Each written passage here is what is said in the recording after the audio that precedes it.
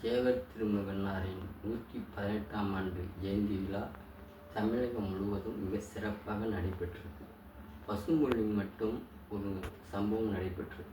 மூவேந்தர் முற்பகல் தலைவர் ஸ்ரீ வாண்டியர் அவர்கள் பூசாரியை தாக்கினார் என்ற ஒரு சம்பவம். பூசாரியை தாக்கினார் என்று ஆதரவு தெரிவித்தோர் எல்லோருக்கும் நன்றியை தெரிவிக்கிறேன். அதுக்கு எதிர்ப்பு தெரிவித்தோர் எல்லோருக்கும் கண்டனத்தை தெரிவிக்கிறேன். ஏன் என்றால் 1952ஆம் ஆண்டு பராசக்தியின் ஒரு திரைப்படம் வெளியிடப்பட்டது. அந்த திரைப்படத்தில் ஒரு காட்சிகள் வரும். அந்த காட்சியில் ஒரு டைலாக் வரும். என்னவென்றால், சிவாஜி கணேசனோட தங்கச்சியை பூசாரி தவறான வழியில் நடப்பதற்கு முயற்சிக்கும்போது அதை கண்டித்து சிவாஜி கணேசன் அவரை அடித்து உதைப்பார். என்ன டைலாக் என்றால், பூசாரியை தாக்கினேன், பூசாரி பக்தன் என்பதற்காக அல்ல, பக்தி பகல் வேஷமாக மாறிவிடக்கூடாது என்பதற்காக. கோயில் குழப்பம் தெரிவித்தேன், கோயில் கூடாது என்பதற்காக, கோயில் கொடியவர்கள் கூடாதவங்க மாறிவிடக்கூடாது என்பதற்காக. கலைஞர் அவர்கள் மிகப்பெரிய அறிவாளி. அவர் சொன்ன டைலாக்கு அன்றைக்கி எல்லாம் தமிழகம் முழுவதும் கைத்தட்டினீர்களே. அந்த டைலாக் அப்படியே மாற்றிப்பார்கள்.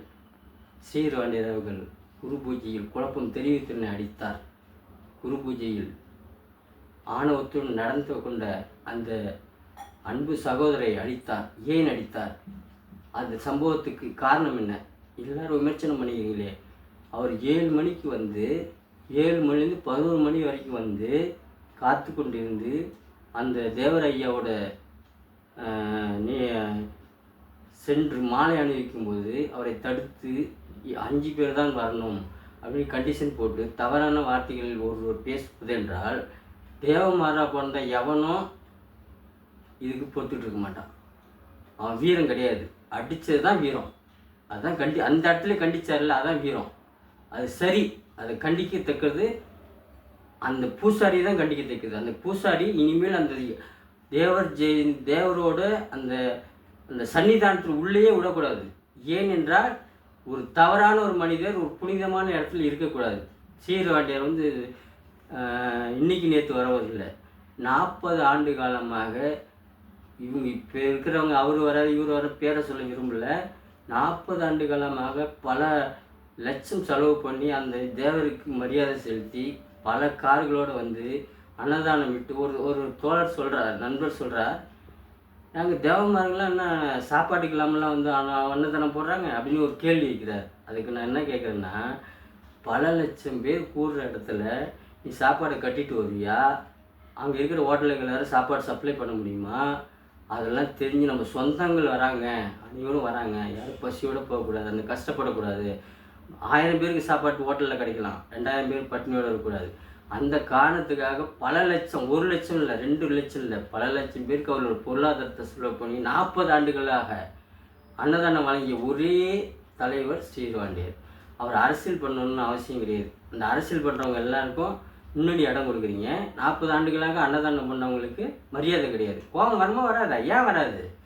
காலைல 7 மணிக்கு வந்தவர் 11 மணிக்கு காற்று வச்சுட்டு ஒரு தேவமாருக்கு கோபம் வரதான் செய்யும்.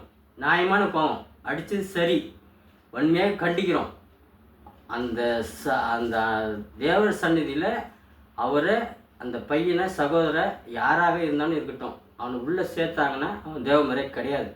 வன்மையாக கண்டிக்கிறோம். தமிழகம் முழுவதும் உள்ள நிறைய பேர் என்கிட்ட தொலைபேசியில் தொடர்பு கொள்கிறாங்க. கடுமையாக கண்டிக்கிறோம். ஸ்ரீவாண்டியர் விமர்சனம் பண்ணுறவங்க அத்தனை பேரும் தேவமரே கிடையாது. தேவமரா பிறந்திருந்தாங்கன்னா ஆதரவு தெரிவிச்சுக்கணும். ஒரு மனிதனை எப்படி உணர்ச்சி வசப்படாமல் எப்படி இருக்க முடியும்? அடிக்காமல் தூக்கி கொஞ்சுவாங்களா? 11 மணி இப்போ நான் 4 மணி நேரம் 5 மணி நேரம் காற்ற வச்சுட்டு நீ மரியாதை இல்லாமல் பேசுவ. ஒரு தெய்வத்தின் சன்னதியில் இருக்கிறவன், ஒரு குருக்கள் எப்படி அன்பாக பணிவாக நடந்து கொள்ளுன்றது அந்த பண்பாடே அந்த பையனுக்கு கிடையாது.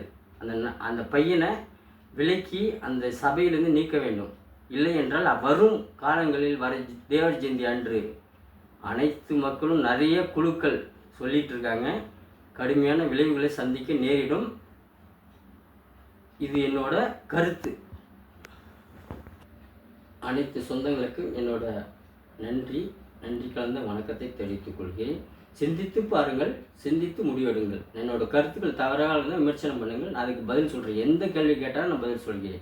இது நியாயமான கருத்து. செய்கிற அரசு சரி.